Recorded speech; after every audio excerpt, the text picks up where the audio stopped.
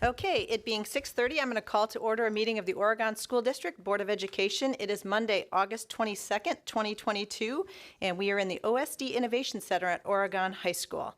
Katie, could you please call the roll? Ms. Bijak? Here. Ms. Garrison? Yes. Dr. Lakuta? Here. Mr. LeBrun? Here. Mr. Pankratz? Present. Ms. Wright? Here. Ms. Flanagan? Present. Board does have a quorum, and because Dr. Lakuta is on the phone, we're going to do everything by roll call vote this evening. So we do have a full, before I do that, we do have proof of notice that this meeting has been properly noticed, thanks to Ms. Heitz, so we're good there. On our agenda tonight, we have a normal consent calendar. We do have information items, which include public comment and OEA report, and then our action items, which are the important ones tonight for the resolutions, authorizing a referendum if you so choose, and then we'll have approval of the 2022 annual meeting agenda. So I will entertain a motion to approve that agenda. So, second. All right, we have a motion and a second. Katie, could you please call the roll? Mr. LeBrun? Yes. Ms. Garrison? Yes. Ms. Bijak? Yes. Dr. Lakuta? Yes. Mr. Pankratz? Yes. Ms. Wright? Yes. Ms. Flanagan? Yes, motion carries 7-0.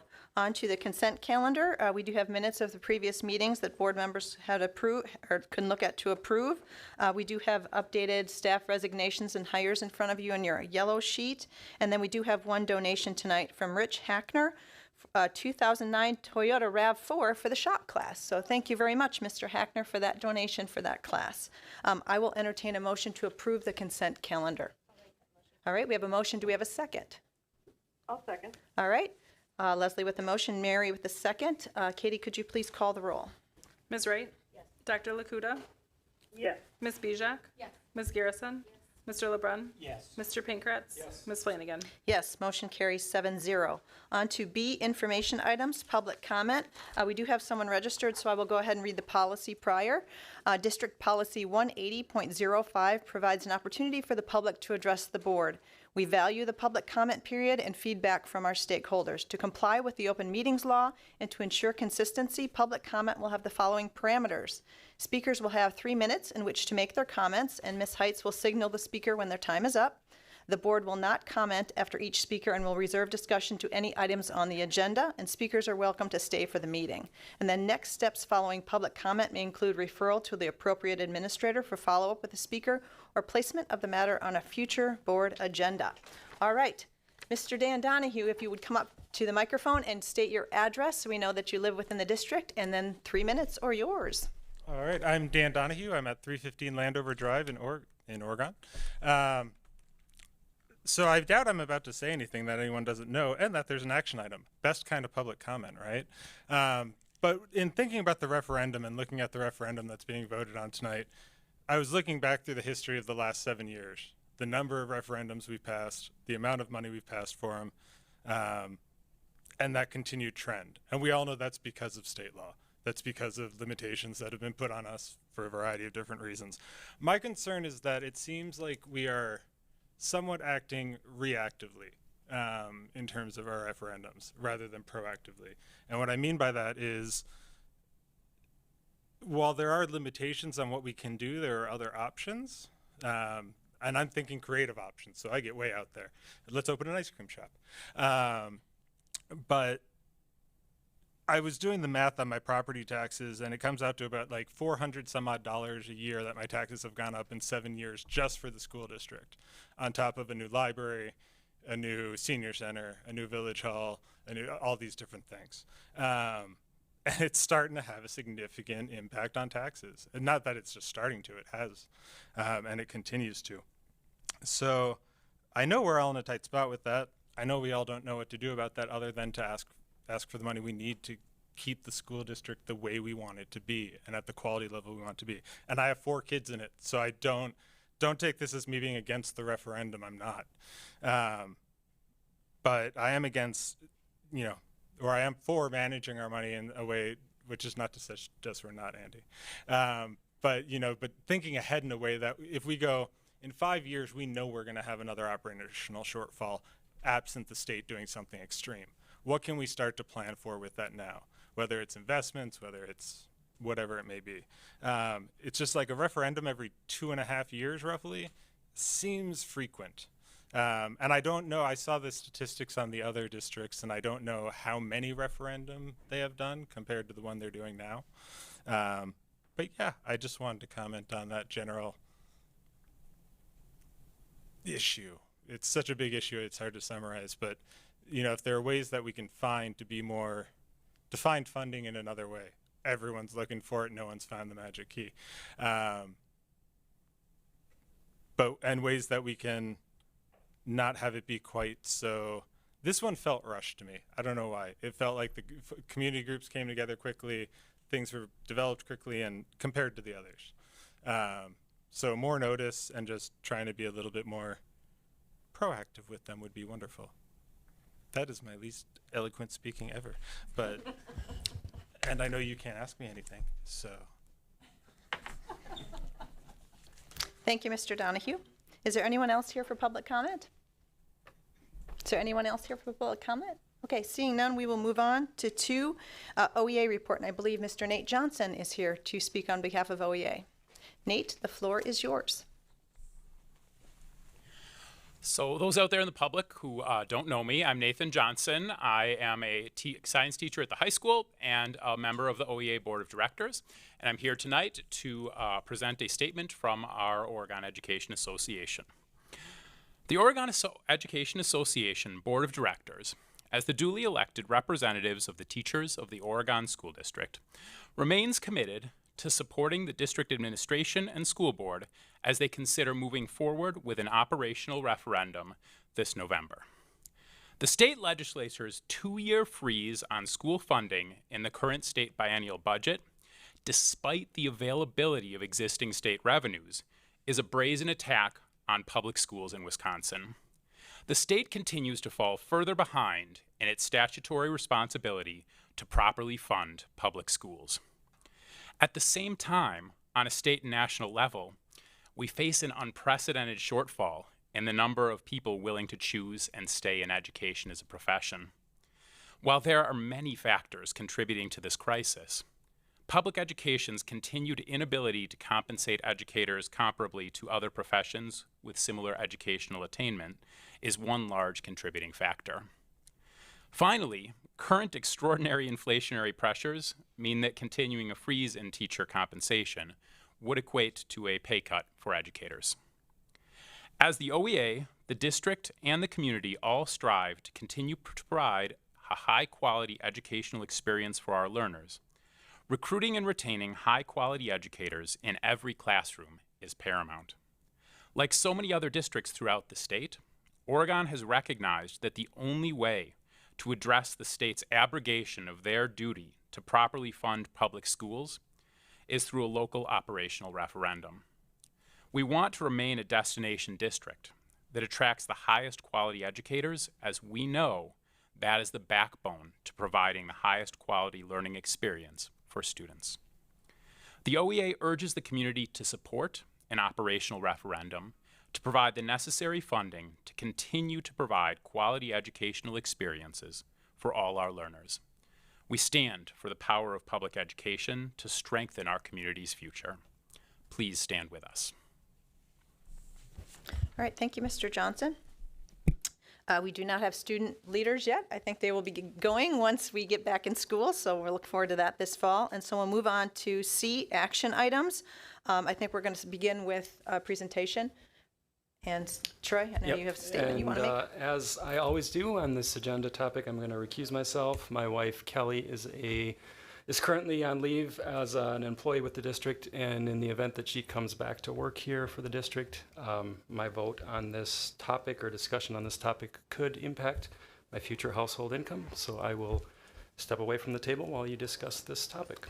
Great. So the way we're going to handle it tonight, because Dr. Lakuta is on the phone, we'll have the presentation, then we'll have the opportunity for asking clarifying questions. We'll go around, and then once we are done with our clarifying questions, because I know we've been ruminating about this for a long time as a board, and then we'll move to if someone wants to put the first motion on the floor. Okay?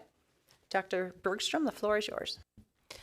Thank you. And while I have definitely given a presentation, about how we got to where we are this evening many times and in many venues, I'll take an opportunity to go over it again, because there may be people out there who haven't heard it before and are still gaining the foundational information that's really important in the decision facing the board this evening.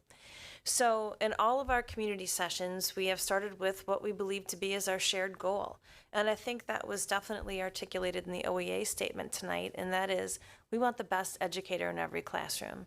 And I mean that extraordinarily broadly, because I'm talking about all of the adults in the school building who have a positive impact on the learning experiences of our students. We want great counselors, great social workers, great paraprofessionals. We want the people who greet our students in the office every day to be the very best people we can have. And we know that that matters. As a matter of fact, research will tell us that the teacher in the classroom is what has the greatest impact on our students' success. So knowing that, we have some challenges, and that they have been articulated in several venues, but they remain the same, and that is the lack of state funding and how that impacts our ability to retain and attract educators. So we know that we have seen a significant drop in our ranking of funding per pupil from the state, from number 11 out of 50 in 2002 to 25 out of 50 in 2020.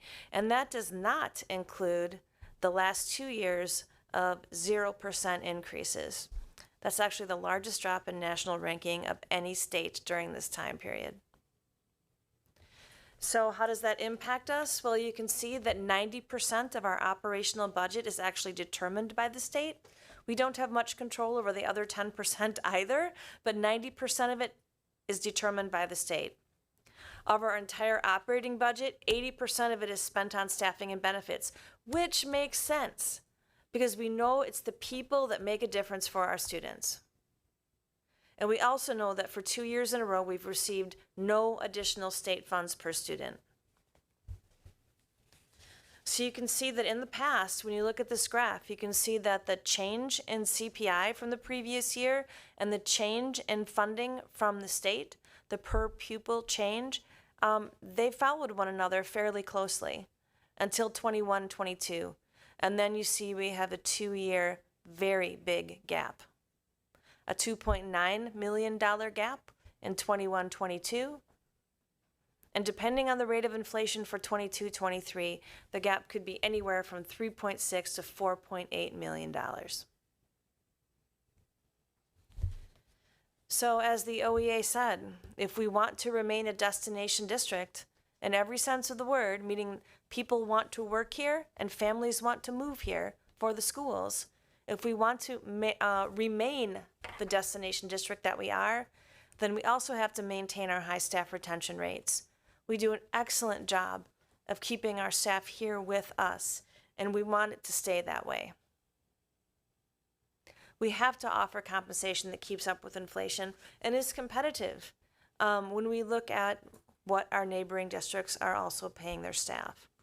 When you look at the chart below, you see that for 2 school years in a row, with the current state of finances, the teachers will have a $0 increase to their base pay, despite the fact that CPI, or CPIU, as determined for bargaining purposes, was 1.23 last year and 4.7 now. So that really makes us feel as if our staff is 5.93% behind where we would like them to be in such an inflationary time. And we see that we can't even predict 23, 24. So what is the bottom line? We all want to maintain the high quality services that we have, the education that our students currently get. We want to maintain that level of quality. And we want to keep and attract excellent educators in a market that is increasingly competitive. It is about how many people are entering the profession and how many people are choosing to leave it. We simply have fewer applicants even though we are a destination district. We have to be able to offer competitive salaries to allow the terrific people who currently serve our students to continue serving our students. And we've done a lot to make this, to try to make up for the gap that we're experiencing in our funding. We're continually reviewing the budget, analyzing expenses. We made a change to health insurance that, I know wasn't a popular change with the staff because some people were impacted significantly, but it was a fiscally responsible change. We had to lower the costs. We saved $600,000 over 3 years in lowering the cost. That was the right thing to do. It was also the right thing to do to use the federal funding or the ESSER funds for what they were intended for, which is COVID-related expenses. And that means not only the technology that we needed during that time period, but also additional mental health support positions and academic support positions that were 1-year temporary positions because this is one-time funding, but they're important and they're necessary. And we've also done some work with restructuring debt so that in total, we can say that we've reduced expenses by $2 million. I want to talk about ESSER again one more time because I know that many other districts are choosing to prolong the fiscal cliff for one more year by using ESSER funding, and I understand why they would do that, but that wasn't the intention for the money.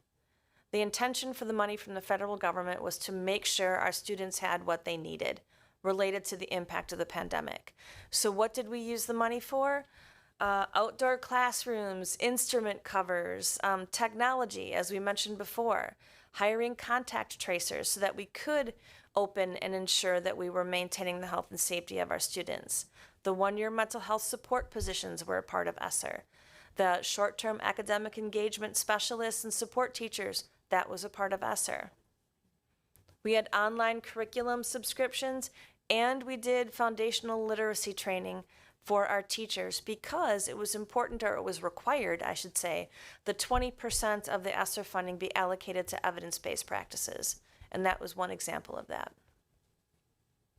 So we were very thoughtful, very strategic, and we did have a community night to make sure that people understood our intentions, and we gave an opportunity for feedback on those intentions because this was important to spend this money in a way that benefited our students. So what are the other districts who are experiencing this budget shortfall? What are they doing? Well, as I mentioned, they may be using ESSER funds to pay operational expenses, which I understand, but I also understand that that means after you use the one-time money, the next time you have to pay your bills, that money's not there. And we didn't think that that was something that was responsible in our particular scenario. Some people are reducing services, and that means, of course, reducing staff, which of course means increasing class sizes. Some went to referendum for operations last April, and some are going in November. As a matter of fact, some of our closest neighbors are going in November. So you can see those districts listed here. In one of our neighboring districts, Wanakee, they're still discussing. It was really critical to understand what our community was thinking, what was important to them, and to increase the knowledge base within our community related to school funding, because that's not something that the average person knows a lot about. But it does have a significant impact on our district and our ability to keep the great things we have. And so we wanted to go out and spread the word and give people some information. And what we found from the participants who joined us is that they have very similar priorities to the priorities of the board, which is continuing to attract and retain the very best educators, keeping class sizes similar to what they are today, to continue to fund the mental health positions that were a part of the ESSER funding, and to make sure that our staff salaries are adjusted to keep up with inflation. They also believe that this was a problem that needed to be addressed now, and that we should be competitive with our neighboring districts. And those are the priorities that we discussed with the people who were able to attend those sessions, and they are the priorities that the board has been discussing for the last several meetings. So, knowing that those were our priorities and understanding the budget situation that we are in, we put together 3 different options for the board to consider.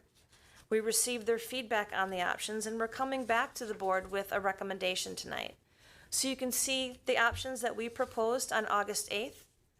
So what we wanted to tell you tonight, August 22nd, was that after listening to the feedback, after looking at all of the feedback that came from our focus group participants, we are recommending to you that we go with option 2, which is the middle of the road option, the 11.4 million, which includes everything you see in option 1, plus the ability to make some market adjustments for educators and staff.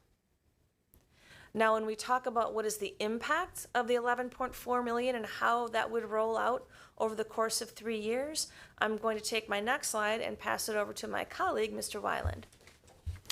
Thank you, Dr. Bergstrom.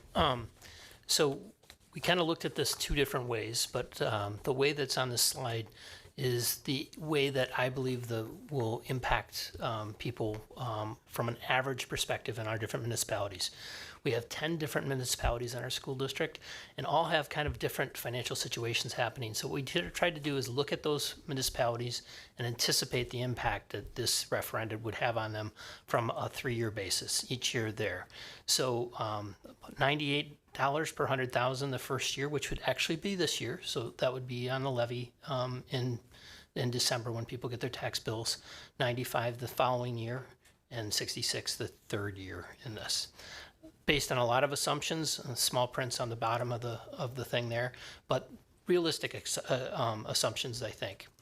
The other thing that I wanted to mention is if you look just at the mill rate, which a lot of our neighbors are doing, you will see that our mill rate, I put it in the agenda item, it's not on this slide, but our mill rate probably will stay fairly consistent to what it was last year, this year.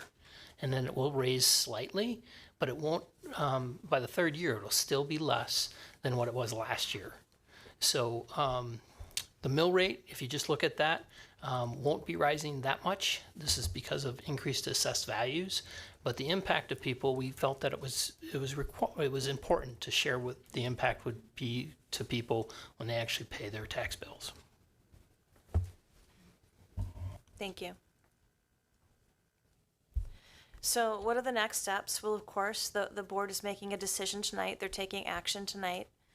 We will continue with community engagements no matter the decision this evening. And we encourage people to send their questions to questions@oregonsd.org, and we will be responding. We also have a website, as you can see on the screen, that will give people additional information, and we will continue to update that website as new information becomes available. Okay, thank you, Dr. Bergstrom and Andy. First, I will go around and see if we've been talking about this a lot. I will go around and see if anyone has any additional questions or things that they'd like to ask Dr. Bergstrom or Andy. Go ahead, Heather. I have one. Can you go back to the ESSER slide, please? Surely. Andy, I know you've talked at length about this, but we're just going to talk a little more just because I want to make sure that it's really clear. I know that each district got a different amount of ESSER funds, and just to confirm that this 3 million is 1, 2, 3, all 3 ESSERs? I believe so. Yes. Okay, and then we've obviously spent a majority of that because there were costs Either this, through this year we will have. Okay, through this coming school year. So 3 million sounds like a lot, but it went to real things, and it's not something that we just have that we can, parlay into something else. Correct. And even though it does sound like a lot, I will absolutely agree with you. I just got asked today to represent school districts that didn't get a lot of ESSER money per pupil to sit on a panel for our fall conference, because actually there are districts that received close to 10 times more money than we did on a per pupils basis. Gotcha. Thank you. Mary, do you have any clarifying questions? I do, Krista. So I know, and we've talked about this quite a bit, that we have dropped more than any other state. We dropped from 11th in 2002 to 25th in 2020. And this is per pupil spending on a statewide basis, just for perspective. Do we have any sense of where the 0% increases over 2 years will place us, or how many other states had a 0% increase? I do not have that information. I haven't heard of many, but I'm not plugged into every state in the United States. So I think we will be dropping several more spaces in the next couple of years. Okay, all right. And then just obviously, I know that we are mindful that a referendum is not without impact to taxpayers. I know we have talked through a variety of different approaches and different referendum amounts. The dollar amount that the administrative team is now recommending, the 11.4. So where does that place us from a competitive perspective? Does that, do we feel comfortable that dollar amount will enable us to continue competing, given the teacher shortage?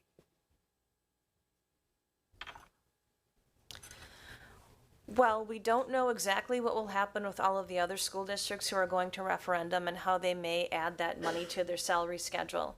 But based off of what we know right now, we believe that it will keep us definitely in the top half and very competitive with our neighboring districts, especially as we strive to also have a culture that makes people want to be here.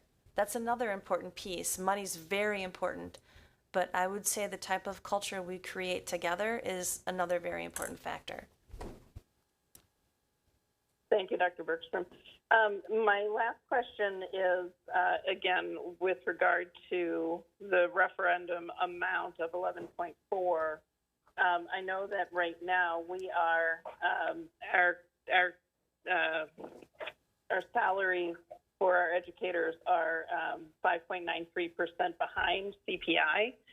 And can you confirm for me that the 11.4 does include making that up into their base pay so that they will no longer be as behind CPI as we currently are?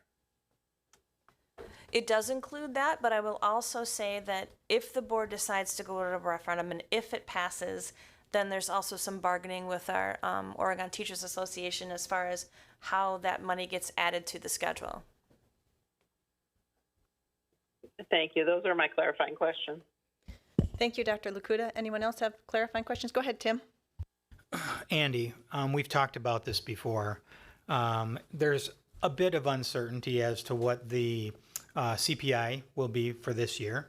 We have a range up there now. For this year, it's nailed down, but for this year which is going used forward. for the future. Right? Yes, exactly, and certainly for the following year. Yep. With that in mind, we are approving a certainty here, but we also have the ability to levy what we need if indeed the state comes back to the table and funds education the way it's intended to be funded. Is that correct? Absolutely. Okay. This year, the levy will probably be the $5.42 million, simply because the referendum date and when the levy has to be certified is right there. Sure. But absolutely, every year this board will have that decision to make as far as the future levies. Very good. That's the only question I have at the moment. Anna or Leslie, any questions? One question I want to ask, and I think it's kind of a follow-up to what we heard tonight. I think there is some, we are dealing with this day in and day out. You've dealt with this for 30 years. I think there's maybe a misunderstanding in terms of the volume and the yearly operating revenue that we need to operate. And so can you kind of talk a little bit about why we are here with a referendum? Because there aren't any really other options, given the amount of money, what we need recurring year after year, and the position that we're in, that we are basically a sole source revenue operation being the state. I think those are really important things about why we may come up with revenue ideas, but there's nothing that is the stature of what we need to operate based on what the state has done. Yeah, this slide does a pretty good job of, at least in my opinion, of trying to represent that. The majority of our funding, it's not that years ago, the board used to be able to decide how much the levy could be. But with revenue limits, that levy is really restricted. And what people don't understand is if there is more, if they pay more in property taxes, they don't understand that actually we lose state aid, so that kind of balances out the additional property taxes that they pay. So unless you go to referendum and have the authority to spend the additional money or receive the additional money. So we are talking millions of dollars here, unfortunately, and anything like, sometimes people will talk about grants. And maybe we should go out and try to find some grant writing type of thing. And grants are great, but typically, more likely than not, grants are kind of seed money to start another program or another expenditure, which then kind of makes the issue in this situation worse. So that's not really the solution. Fundraising and those types of things are great. We appreciate people doing that. But again, we're talking about an annual commitment that needs to continue to be able to fund things such as salaries, which means they can't go away if we're going to have a good culture and be able to have certainty for our employees. And so just to follow up to that, I mean, so we are not the only district in this situation, and I think Dr. Bergstrom even showed me that Mount Horeb has made the decision to go to referendum. So, you know, you've said this before, and I think it's important. How many school districts, public school districts, do you think in the state of Wisconsin are going to be going to referendum in the next 2 years? I believe there are 420 of them, and I think there will be 420 referendums eventually. I think there's, I don't know if this is only operating. I'm sure there's actually some capital in there, but I think I read that there's like 180 already going in November. Some of those will be capital, but I think this year, for probably the first time, the majority of them will be operating. And was that the intention of the legislature?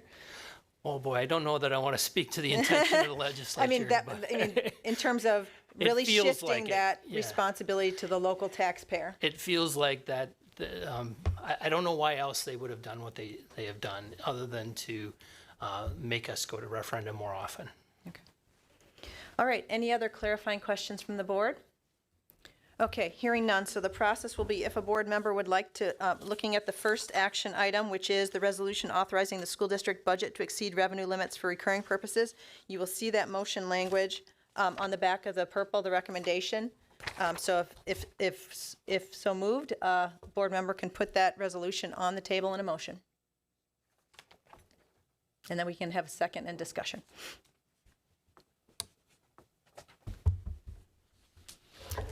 Go ahead, Tim, I'm sorry. I would like to move that we pass the resolution authorizing the school district budget to exceed the revenue limit for recurring purposes, and resolution providing for a referendum election on the question of the approval of a resolution authorizing the school district budget to exceed revenue limits for the recurring purposes. Okay, and then would you like to also read the amounts as part of your motion, Tim? Sure. Here, Oh, thank you. just for the record, thank you. Those amounts include a total of $11.4 million over the next 3 years. That's $5,420,000 for 22-23, $3 million for 23-24, and $2,980,000 for 2024 and 2025. All right, is there a second? I'll second. All right, Dr. Lakuta with a second. I will now open it up for discussion for board members to have any comments or questions. Who would like to start? Mary, would you like to go? I certainly can. Okay. So this is something that we've been talking about really since the beginning of this year, when it became clear that that the legislature was not going to give us any increase in per pupil aid, and realizing that Oregon School District is facing a challenge that's not unique to our district. But it started before January. You know, nationwide, teaching has been attracting fewer and fewer degree candidates. I know we have heard the number before that between 2010 and 2020, the number of individuals completing teacher programs has decreased by 30%. And while this crisis of a teacher shortage has been building for years, the pandemic has certainly accelerated the nationwide teacher shortage through early retirement and more rapid burnout. And there nationwide are tens of thousands of vacant teacher positions. And so while we do have the benefit of being a destination district because we have a culture of quality that has been cultivated for years, and that culture of quality supports our teachers and our administrators. And so that has served us well to decrease the impact of this teacher shortage. We have actually begun to experience issues in our district. And so I had asked Ms. Jonan to put together some numbers. And what we can see is if we look at previous years prior to the pandemic, when we look at the number of resignations across the years, typically within our control resignations run between 0 and 4 per year. This year it was 11, and that's individuals who were leaving for comparable positions in neighboring districts. And so we are unfortunately beginning to see, an impact of our inability to meet the market for salaries. And so the other thing is that realizing that Wisconsin public schools are losing ground relative to other states, I was interested to see how other school districts nationwide are handling the teacher shortage. And what I found was in districts with the financial means to do so, they are increasing salaries, they're giving bonuses, they are using teacher residency programs, they're covering the cost of credentialing, all those things, but those things do require money. Without the ability to offer competitive salaries or bonuses, what's being utilized in other districts, they're cutting course offerings, they're cutting co-curricular activities, they're increasing class sizes, they're actually hosting virtual teachers in the classroom, especially for math. So they will simply have a virtual teacher come in to teach their entire classes. Several districts in Texas are actually shifting to a 4-day school week, and in the hopes that that will draw potential teachers in. They're also decreasing teacher requirements. So Florida is allowing military veterans to teach regardless of whether they have any relevant teaching, education, or experience. So there are all types of solutions being, approaches, I don't want to call them solutions, being utilized across the country. But when we look at each of those options, every one of them negatively impacts our learners. We know that the single biggest factor in the success of our students is the teacher in the classroom. And so it's very unfortunate that the state has collected taxpayer money that should have been funneled into the public schools, but they've instead chosen to create this unused surplus of funds totaling, $4.5 billion, and had made it clear that they are not going to use it to fund our schools. And recognizing, this is a comment that we heard during the community input group, that having a referendum does amount to double taxation, but we've talked about it for months, and there is no alternative given the position the legislature has put us in. So one last item that I wanted to share is that research that was done by the National Bureau of Economic Research shows that for every dollar that's invested in public schools, property values actually increase by $20. So a referendum has the potential to directly benefit the majority of the community through increased property values and maintenance of course, this is our ultimate goal of excellent educational opportunities.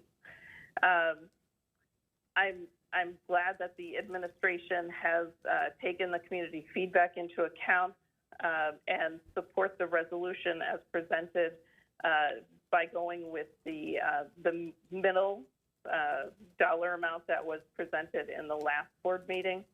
I feel like that is the best approach, given that also takes into account people living on fixed income. So that's what I wanted to say. Thank you. All right. Thank you, Mary. Appreciate it. Who would like to go next? Go ahead, Anna. So I guess the first couple statements that I want to make are related to why I support going forward with an operational referendum. And I guess the number one reason is that I want to have the best possible education for every student in our district. And that begins with those teachers. We have excellent educators. We want to keep those excellent educators who believe in the values of our district, who are dedicated to our kids and our community, and who create amazing and effective learning opportunities within their classrooms and in all of our schools.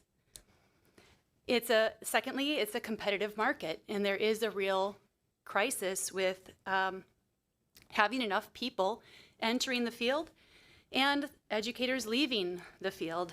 And so I feel that if we want to ensure that we're hiring the best people, we need to, from a limited pool, we've got to have the ability to compensate them at a high level. If we want the best, we need to be prepared to pay for the best. Third, we have been making fiscally responsible decisions, and I think one of the most difficult ones we made, in my opinion, was the change to health insurance. And at that time, I made the comment that we were making the action by our board was not aligned with our words of how much we value our educators. But tonight, if we pass an operational referendum, we are making an action that is aligned with our words. It's aligned with our values as a board, and it's aligned with our community values. So I feel that if we want to be a leader in education, if we want the best possible education for our children, if we want to maintain a strong academic experience that meets the needs of the whole child, we as a community need to make the investment in our teachers and staff at this point in time when the state of Wisconsin is not. I personally do not want to accept the trade-offs that would come without a referendum or see a reduction in the quality of education that's provided to our children. So I support the referendum. The next question to me is, where do I land with what's the right amount? Because we've seen three options. And I will say that off the bat, the two that I'm most interested in are options 2 and 3. And the reason for that is because we have fallen behind in several categories with how competitive we are with our salaries. We've heard that we are low on our paraprofessionals. We're low with our salaries for special education paraprofessionals, beginning educators, our principals, our administrators, and our most experienced educators. So without a market adjustment that's included in options 2 and 3, our district is still not going to be able to compete with many of our neighboring districts. We were once a leader in compensation, and we need to get back to being back in that realm of being a leader. So I strongly support options 2 and 3. Now, when I look at how much we value our teachers and our staff, and the incredible work they do, I want nothing more than to support option 3, because our teachers deserve that. They deserve the best. However, I recognize that everyone in our community is being impacted by inflation, being impacted by rising costs. We're all feeling the impacts of the increased costs of groceries and fuel, and honestly, anything that we consume, we're seeing that. We're all experiencing it. From that perspective, I do support option 2 as recommended by the administration, because I do feel it strikes a balance of maintaining our ability to be competitive, offer a high quality education, while being fiscally responsible with what we are asking from our community members and our taxpayers. The last thing I guess I want to comment on is that, and I'm glad Leslie brought it up, there's more to job satisfaction than money. And I know that when we as a board met in July, we directed the administration to look at 2 initiatives. The first was education compensation, including revenue needs, financial options, and sources. The second was the educator environment enhancements, including job satisfaction, innovation, and wellness. And this referendum will address that first item, but I am in full support of the work that is planned this year to address that second initiative regarding job satisfaction, innovation, and wellness.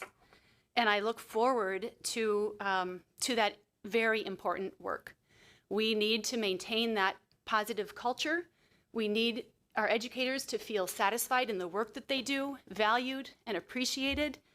And we need to make sure that we're maintaining a desirable work environment that supports, attracts, and retains our teachers. So with that, I will be in full support of the resolution and the option 2. All right, thank you, Anna. Go ahead, Heather. Much of what I was going to say was covered by Mary and Anna, so I'm just going to add a couple brief comments here. Andy, you live and breathe this and have spent countless hours, days, weeks. As I continue to learn the complexities, I'm just so grateful that you are at the helm of this, along with Dr. Bergstrom and everybody else involved that can take this information and make it understandable. I think I've said the words dire situation before in this meeting, and it continues to be dire, and so it's unfortunate that we are at this point to do this, but I do fully support the resolution.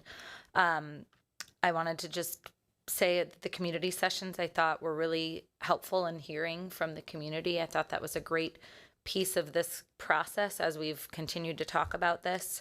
The work that the board has done, like we've said, with some of the things that we've done to prepare ourselves for this. And really the most important thing to me is that this is something that is cohesive for the community to get behind. If you have kids in school, obviously it's super important to you, but even if you don't, this is something that everybody can agree on, is that we want what's best for our kids, and that research shows that the way that we do that is to have the best teachers there and to retain the best teachers. So I just wanted to add those few brief comments, and I support the resolution. Thank you. All right, go ahead, Leslie.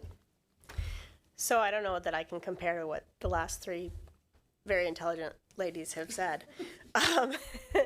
But I do want to just give some background as I was thinking about, like, we've been talking about this for a couple of months now, and maybe even longer.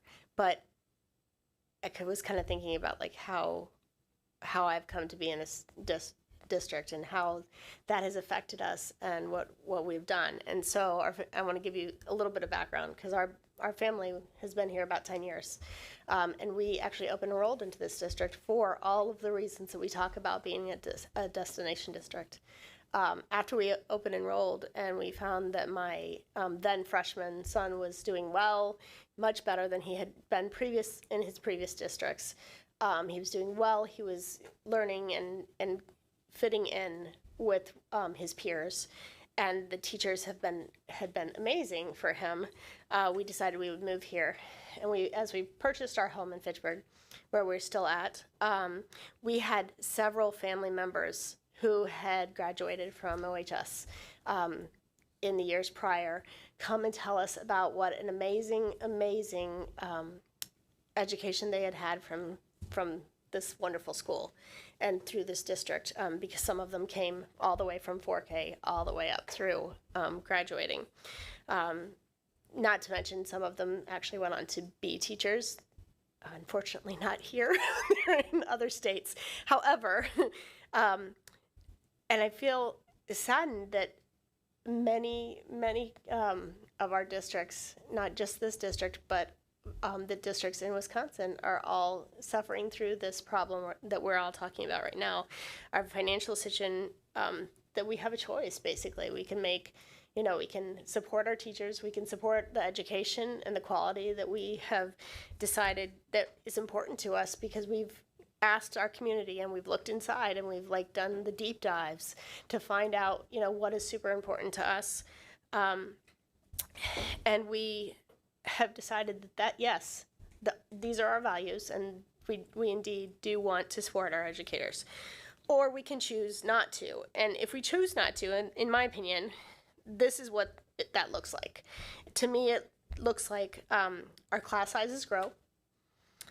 Likely, the quality of instruction will drop, and the variety of classes we're able to offer may get cut. And unfortunately for us, in a community that values things like tech and ag and music and sports, unfortunately, those are usually, and I'm not saying that we're making those decisions, but I'm saying that those are usually the first things to go. And that would make not just me sad, but I'm sure a whole lot of people sad. So I personally don't want to see that. I know from looking at the info from the info sessions that we did at the beginning of August, that many in our community do not want to see that as well.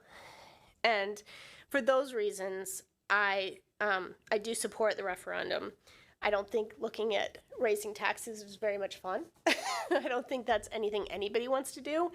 But if it comes down to our kids getting a quality education and the future of our community, because that's what these kids are. They are the future of our community, and that's what we're going to be looking at in 10, 15, 20 years from now. It's these kids. And we have to decide, are we going to put into that or not? And I fully support putting into that. And I agree with Anna as far as the amounts goes. Everything inside me really wants to go for that third option, but I also know, being fiscally responsible, I think that second option is a better choice for our community right now, because we are all hurting. If this was a different day and time, maybe that third option would be the right way to go, because I do feel like that our teachers deserve that. I do feel like our students deserve that. But I support the second option as well. All right, thank you, Leslie. Tim, looks like you're up. Yes. I agree with what everyone has said so far, and I have little to add to that. Many have spoken specifically to the referendum, and I'd like to speak just for a moment to the community. For people who know me, I do not spend money easily. Just ask my wife and our 4 kids. I'm a little tight with money, and that can be very frustrating. The other thing about me and money is that when I'm spending others' money, I spend it even more carefully. And so that being said, it is time to spend this money. It is time to spend this money. Oftentimes I make these decisions for myself based not on what will the money or what will the decision create, but what will the lack of the decision create, the opportunity cost for those who think more financially or more economically. It's important to remember that this is not, at this moment, about getting ahead. We are not spending more money than we need to at this moment to get ahead. Mr. Donahue said, all we want is to keep the school district the way we want it to be. That's it. We're in this moment of time where we have to simply try to maintain the position we have earned over many, many years. We know that that we are a destination district without question, and it's because of the results we achieve. our 4 kids. That's the best thing I can relate to. Got great educations here. Great.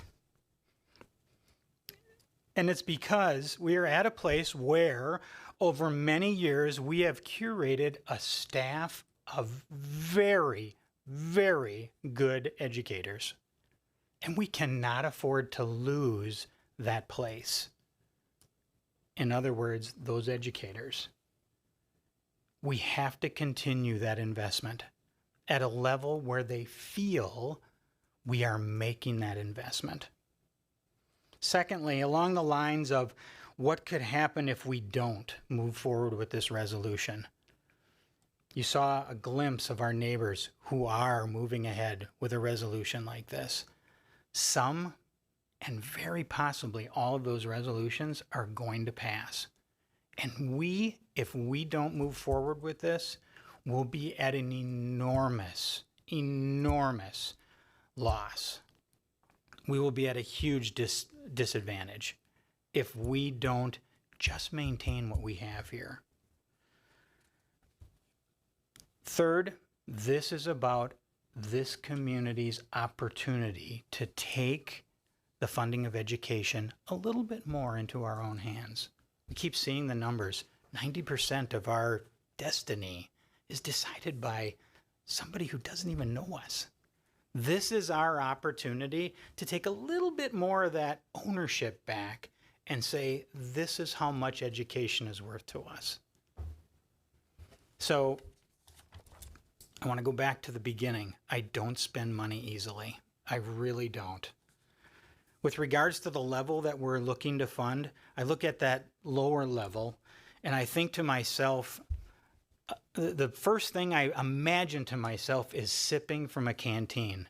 If any of you have ever been lost and had a bottle of water, and I'm a scouting person, so a canteen of water, the worst thing that you can do is just sip a little, sip a little, sip a little. Lots and lots of people who have gotten lost in the woods have been found with half-full canteens because they sipped a little, but never quenched their thirst. And so they slipped away a little bit at a time. We can't afford to do that at all. The top level, this isn't the time. This isn't the time to dream. There will be a time to dream. Don't get me wrong. There will be. And we have done it over and over and over again in a very careful way. But this isn't the time. This is the time to maintain the position we've earned. And so the middle level is the level for me. It is. I don't spend money easily. But when I do, I spend it carefully, and that is being spent carefully. So with that in mind, I, just as everyone so far has said, wholeheartedly support this referendum at the level that's been presented and recommended. Tim, that was amazing. I'm going to let you have the last word. I cannot make it any better than that. I really appreciate your leadership and your comments on that. Thank you very much. Okay, so I'm going to turn to Gina for parliamentary procedure here for a second in terms of walking us through. We do have a motion on the table, but I want to make sure we're doing this to the T. So I'm going to turn it over to you to let us know how we need to walk through this. Right, so I appreciate that. In terms of, you have 2 different resolutions that you would need to pass tonight.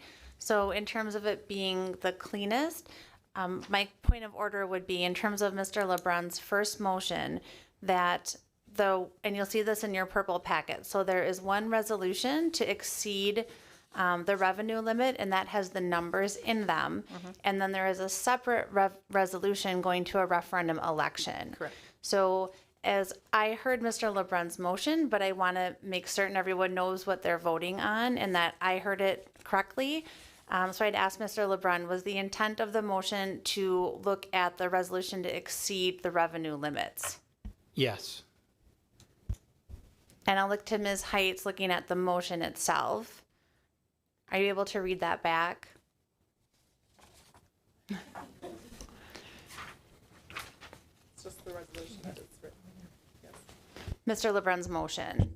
Sure. So I have Mr. LeBrun's motion to approve the resolution for the Oregon School District, for the School Board of the Oregon School District, Dane, Green, and Rock Counties, Wisconsin, that the revenues included in the school district budget be authorized to exceed the revenue limit specified in section 121.91 Wisconsin statutes by $5,420,000 for the 22-23 school year, by an additional $3 million for a total of $8.42 million for the 2023-24 school year, and by an additional $2,980,000 for a total of $11,400,000 for the 24-25 school year and thereafter, for reoccurring purposes consisting of expenses to pay compensation and to sustain district instruction and operations. Okay, thank you. So I just want to make sure that all board members understand that's the first motion you'll be voting on is the resolution to exceed the revenue limits as Ms. Heights read back.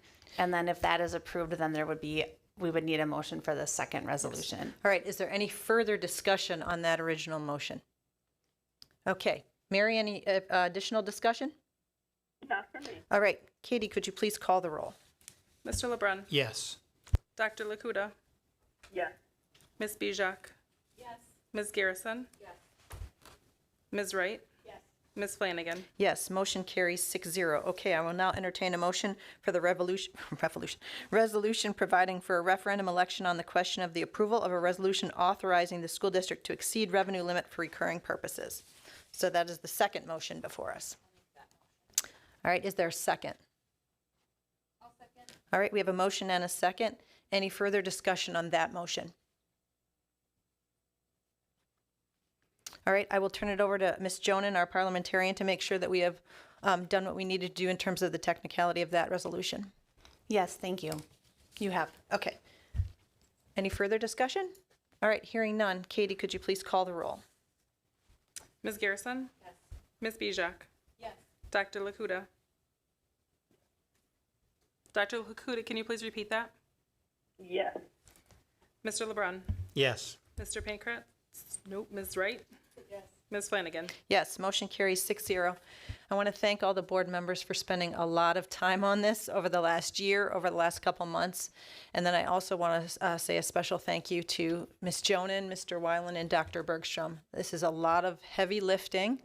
And I also want to thank Andy because, as Heather said, and I'm really glad you said that, Andy has been at this a long time. When we talk about fiscal responsibility, Andy works really hard at this, and now he is an expert in the state. People are coming to him, asking him for potential options or things that they do. And so, Andy, I really appreciate, and I want to make sure we say that publicly, that we thank you for all your work on this.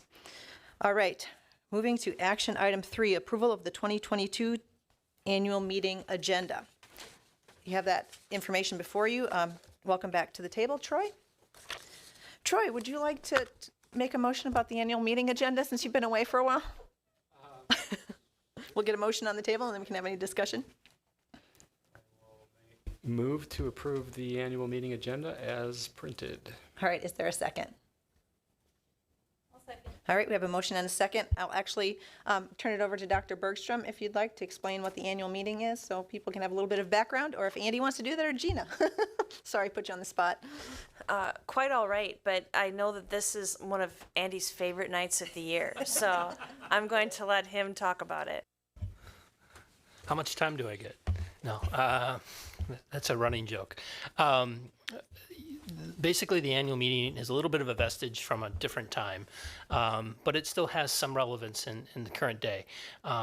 As I referred to earlier this evening, before revenue limits came into play, the annual meeting was actually how boards of education actually set the tax levy.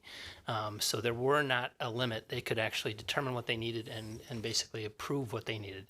But around in 1992-93, the revenue limits came into play, and then the number of students and the numbers that the state provided became kind of the defining limitation as to what school districts could raise.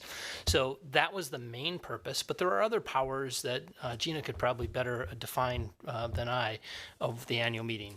Such things as purchasing and selling property, real property, is a power of the annual meeting, as well as it's kind of an opportunity for the community to participate in and government, because everybody at the annual meeting shares the same level of vote, if you would. So it's an opportunity for the constituents to come in and have the same authority defined in the annual meeting as everybody that sits at the table here in the Board of Education. So that's where it kind of came from. It doesn't quite have that level of importance as before as far as setting the levy, but it's still an important time as far as the governance of the school district. Gina, would you add anything else? That was well said. Thank you. All right, any further discussion? Okay, hearing none. Katie, could you please call the roll? Mr. Pankratz? Yes. Ms. Bijak? Yes. Ms. Garrison? Yes. Dr. Lakuta? Dr. Lakuta? Yes. Thank you. Mr. LeBrun? Can you hear me? Yes. Ms. Wright?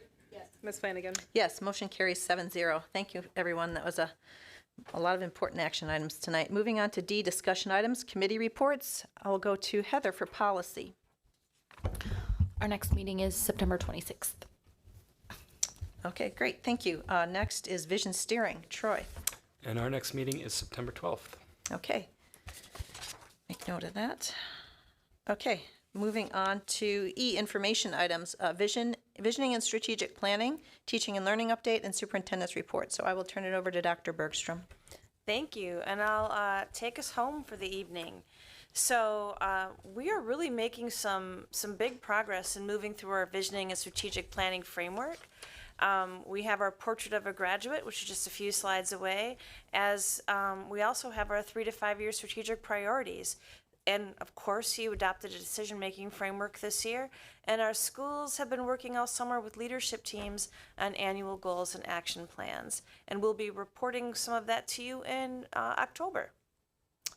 So as you see, you approved a set of strategic priorities that are driving a lot of the work that we are doing. And number 4 is certainly a focus for this evening, and that is enhancing the future financial health of the school district.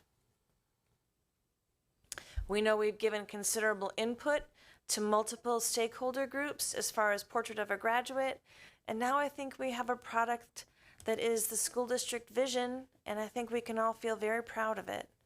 And we will be talking about portrait of a graduate tomorrow when we have all 600 plus staff members in the competition gym, when we spend just a little bit of time together connecting with what's important. And also, it'll be the first time in a long time that we've been able to feel all together, a part of something even bigger than our school unit. Because it's been 3 years since we've been able to get together as a large, complete group. And so that'll be a really exciting feeling when all of us are there tomorrow. And we have about 10 school district students who are coming to greet their teachers, and you have to give the kids a hand when they're willing to get up in front of 600 people and say welcome back and what they're looking forward to. That they are really impressing me. We have one person as young as 7 years old who's getting up in front of the microphone tomorrow, so that will be a treat. And for our teaching and learning update, a lot of great things have been happening. All last week we have our full release mentor, Cindy Hedstrom, and John Tanner and Darcy Krieger. We're working with our staff in new educator orientation. We had about 26, 27 new people. I thought the number was even higher, but it's because I was thinking of paraprofessionals in my head when I said we were over 40. Jumpstart orientations took place last week, and that was another great way to get students ready for what's ahead. The middle school had 270 out of 320 students attend Jumpstart. So I thought that was an amazing turnout and really helps our students who are transitioning to a new school understand a little more about how it feels to be there and what the expectations are before they even show up on the first day. So it's a really valuable experience. Of course, as I mentioned, tomorrow is our all-staff assembly. And then also tomorrow is when our Ready, Set, Go conferences begin for 4K through grade 8. So family members are coming in with their young people and meeting with teachers and talking about what the year will look like, and really just beginning to form the connection that will be so important to student success over the course of the school year. Before you go on to that, I mean, let's just stop for a second. 270 kids out of 325 came to Jumpstart at OMS. That's amazing. It is. That's super exciting. Thank you. Okay, now for some more fun, because you know that the superintendent reports thanks to our amazing communication director, who's done a lot of heavy lifting related to spreading the information about our current financial situation. She also does the heavy lifting in these reports because she makes them look great. So first we have our final summer class. You see our students doing their log rolling. And, you know, who in the world ever thought log rolling would be one of the most popular summer school classes? But that's what you get when you try different things and you let kids gravitate toward what interests them. And you can see from these pictures that kids are having a great time. Our new educators, when they spend the 4 days with us like they spent last week, they get together in groups and not even associated with their school, but just groups together as new educators. And they are sent out on a scavenger hunt. Our community education department organizes it, and they're all around town learning about the Oregon School District, features of our district, and also really creating some great memories as new team members. As a matter of fact, when John Tanner and I interview teachers after their second year with us, very often they will talk about the scavenger hunt as their favorite memory from new educator orientation. And then, you know, it is summertime still, and everyone's holding on to it for dear life, including the wonderful boosters at the golf outing that took place last week on Monday at the Bergamot Golf Course. Tons and tons of participation, and our athletic director, Brittany Spencer Grant, and I were able to personally thank all of the people who were a part of the outing, because it is a huge fundraiser and goes to support our students in doing some of the things that they love doing best, such as fall athletics are underway. I can't believe how many games or matches or events have taken place, and school hasn't even started. So there was an awful lot of fun things happening, and kids are getting an opportunity to do the things that really give them the kind of memories that they'll talk about at their reunions 30 or 40 years from now. And once again, a little bit of info about Jumpstart. You can see all the kids at RCI having fun. You see the teachers who are there with our students, the students at the high school who are the Pride Crew leaders, who take our freshmen around the building and serve as really terrific role models for them. And then I've also ran into a person or two, particularly parents of fifth graders, who talk about how much time and attention their child is giving to learning to have a lock on their locker. And that may seem small to us as an adult, but if you could transport back in time, you'd have an opportunity to remember just what a big deal that is. And then just a little bit of information. We know everybody's thinking about morning routines and who's there after school, and bus routes will be coming soon. You'll get a notification that it's time to log on and take a look. And the big orange chair summer challenge, that has really taken off. It's hard to go by the high school and not see somebody getting their picture taken in the chair. So here you see youth football and a couple of our fabulous teachers. And there you see a little soccer player, and that will be a very fun picture upon graduation, as well as all of our new educators. And that's it. All right, thank you. Okay, moving on to F, closing, future agenda. Our next meeting will be September 12th. And then I will move on to checkout. I will go around the horn and see if anyone has anything for checkout. We'll start with Heather. Troy. Dr. Lakuta? Thank you. I'm good for the evening. Okay, Leslie, Anna, Tim? All right, I will now entertain a motion to adjourn. Move to adjourn. Is there a second? Katie, could you please call the roll? Mr. LeBrun? Yes. Ms. Wright? Ms. Bijak? Yes. Ms. Garrison? Yes. Dr. Lakuta? Mr. Pankratz? Yes. Ms. Flanagan? Yes, motion carries 7-0. We are adjourned at 7:44. Thank you, everyone. Thanks all. Thanks, Mary. Thank you, Mary.